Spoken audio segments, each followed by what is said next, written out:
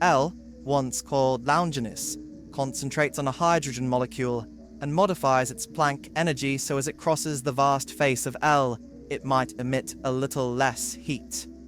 The change spreads at the speed of light across L's horizon, and then the approaching stars and their unnamed planets. The universe collapses to its new energy state, and material reality crashes. This change even propagates into L, though his singularity is its own infinity and is undamaged.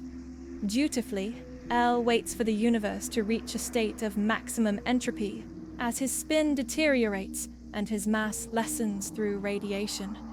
To him it feels like the end of all breezes, the last curling wind before a totality of summer.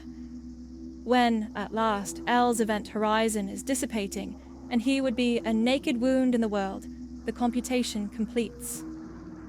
4.35 times 10 to the power of 17, greater than 6.37 times 10 to the power of 16.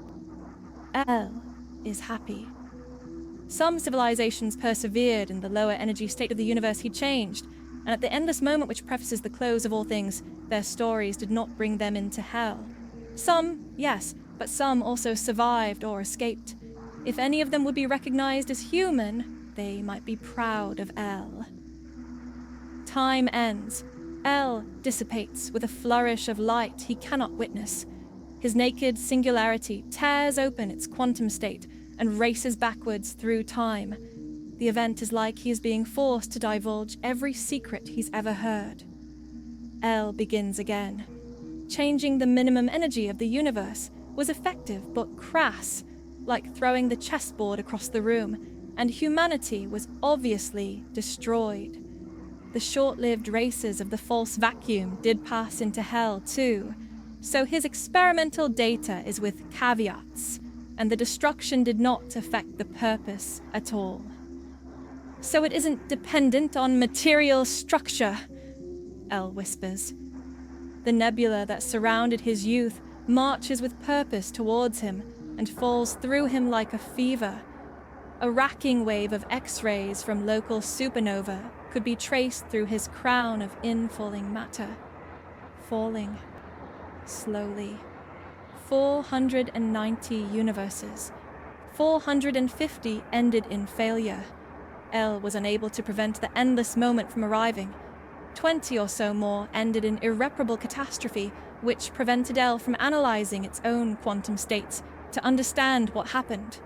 He had somehow fucked up badly enough that the breakers of the universe tripped. This is amusing to L. Having God say, "No," and the nebula dances at his laughter. Maybe 30 of his ideas had been good across the septillions of years. Assigning genre, genus, family to their goals was either. The eradication of the concept of a soul from existence. Transmutation of all life to a different form, which created decent deltas between the damned and wherever souls went, if they escaped the purpose. L keeps his finger off that first button. There's no experiential data to support it, but he thinks trying that has been the cause of the harder resets. The second is cleaner, and likely how he was originally created, but brushes up against hard problems of thermodynamics. The universe is relatively young.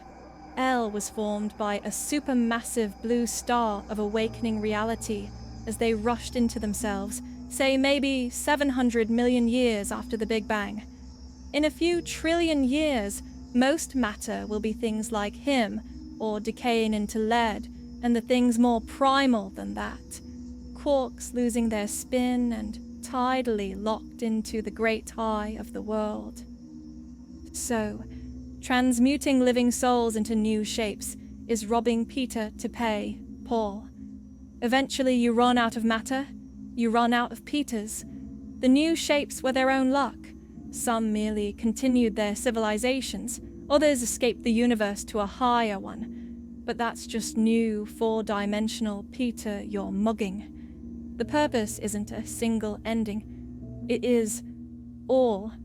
endings, the summit of all quantum interactions, the summary of all glances, all kindness, is still the purpose. L is too late to write that out, and had lived through a few universes where he tried to, though you can't smudge a devil out of reality. To look at the devil, no matter how brief, is to look at the devil forever. A single second of her created the purpose. L considers the nature of sin for the time it takes the dwarf galaxy he was born in to circumnavigate its larger, celestial partner. The last 10 or so attempts L has done were its favorite. Through the very specific coordination of his haloing nebula and the exorbitant radiation it created, he could spark life on an orbiting planet, giving the planet spin and atmosphere as if it were a beloved egg that would hatch into unicellular life, then multicellular, then thinking painful beings capable of looking at L as he looked at them. Doing so was what let him understand sin and understand the purpose in a way that his original function was too cold to. It could be that once in a million iterations of L's world, one of the suffering children would escape their gravity to orbit L. The gravitational lensing was terrible.